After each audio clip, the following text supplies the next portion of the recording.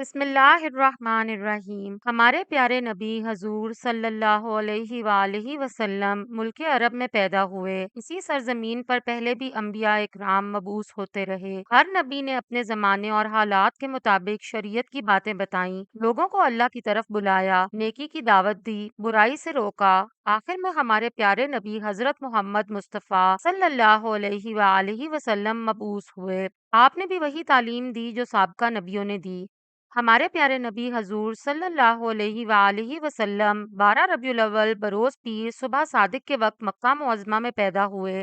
بچے کا نام محمد رکھا گیا۔ ایسا نام عرب میں کسی نے نہیں رکھا۔ آپ صلی اللہ علیہ وآلہ وسلم جس زمانے میں پیدا ہوئے اسے عام الفیل کہا جاتا ہے۔ فیل کے معنی ہاتھی کے ہیں۔ یمن کا بادشاہ ابرہہ کعبہ پر حملہ کرنے کی غرض سے آیا تھا۔ فوج کے سپاہی ہاتھیوں پر سوار تھے۔ ابرہہ کا مقابلہ کسی نے نہیں کیا۔ خدا کا کرشمہ دیکھیے کہ اللہ تعالیٰ نے ابرہہ کو پسپا کر دیا۔ اس کے بہت سے سپاہی ہلاک ہوئے۔ عرب میں دستور تھا کہ بچہ پیدا ہوتے ہی دایا کے حوالے کر دیا جاتا تھا اور وہ اپنے گاؤں لے جا کر اپنی نگرانی میں پرورش کرتی۔ بچہ کھلی ہوا میں پرورش پاتا، تندرست و توانا رہتا، صاف ستھری زبان سیکھتا، زبان میں فصاحت و بلاغت ہوتی۔ چنانچہ اسی روایتی دستور کے مطابق آپ صلی اللہ علیہ وآلہ وسلم کو حلیمہ سعدیہ کے حوالے کیا گیا۔ جب آپ صلی اللہ علیہ وآلہ وسلم کی عمر 6 سال کی ہوئی تو حلیمہ سعدیہ آپ صلی اللہ علیہ وآلہ وسلم کو حضرت آمنہ رضی اللہ عنہا کے پاس لے آئیں۔ کچھ عرصہ بعد حضرت آمنہ رضی اللہ عنہا کا انتقال ہو گیا۔ ماں کی شفقت سے محروم ہونے کے بعد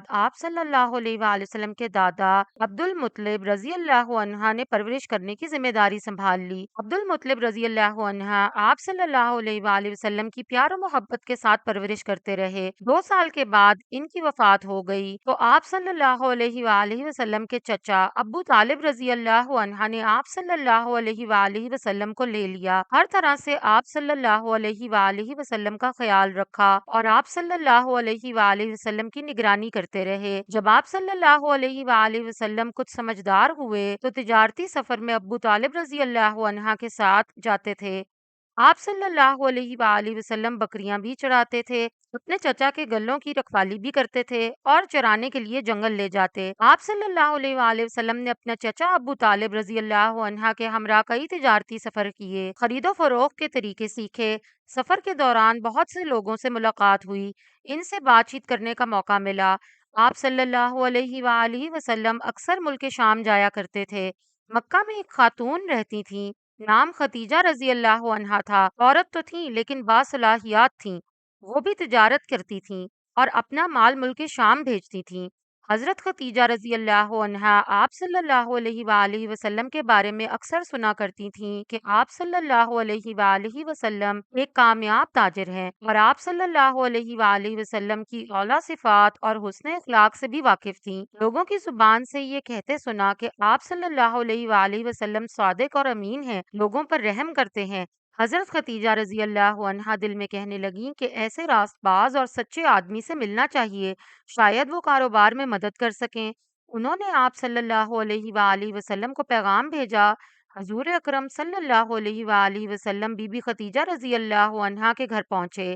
بی بی ختیجہ رضی اللہ عنہا بی بی خدیجہ رضی اللہ عنہا نے حضور اکرم صلی اللہ علیہ وآلہ وسلم سے عرض کیا کہ آپ صلی اللہ علیہ وآلہ وسلم تجارتی مال لے جا کر فروخت کریں، مجھے آپ صلی اللہ علیہ وآلہ وسلم جیسے شخص کی ضرورت ہے۔ حضور صلی اللہ علیہ وآلہ وسلم نے اس پیشکش کو منظور کر لیا، چنانچہ تجارت کا مال لے کر شام جانے کے لیے تیار ہو گئے۔ حضرت ختیجہ رضی اللہ نے اپنا غلام میسرا آپ صلی اللہ علیہ وآلہ وسلم کی خدمت کے لیے ہمراہ کر دیا۔ قافلہ روانہ ہوا۔ آپ صلی اللہ علیہ وآلہ وسلم ملک شام کی طرف جا رہے تھے تو راستے میں بصرہ کے قریب ایک یہودی عالم ربی رہتا تھا۔ آپ صلی اللہ علیہ وآلہ وسلم اس کے قریب سے گزرے، کچھ دیر سستانے کے لیے ایک درخت کے سائے میں بیٹھ گئے۔ ربی نے آپ صلی اللہ علیہ وآلہ وسلم کو خوب غور سے دیکھنا شروع کیا اور میسرا کو اشارے سے اپنے پاس بلا کر پوچھا، یہ تمہارے ساتھ کون ہے؟ اس نے کہا، اس شخص کا تعلق قبیلہ قریش سے ہے۔ ربی نے کہا، خدا کی قسم اس درخت کے سایہ تلے سوائے نبی کے کوئی نہیں بیٹھتا، کاش میں اس وقت تک زندہ رہتا جب اس شخص کو نبوت ملتی۔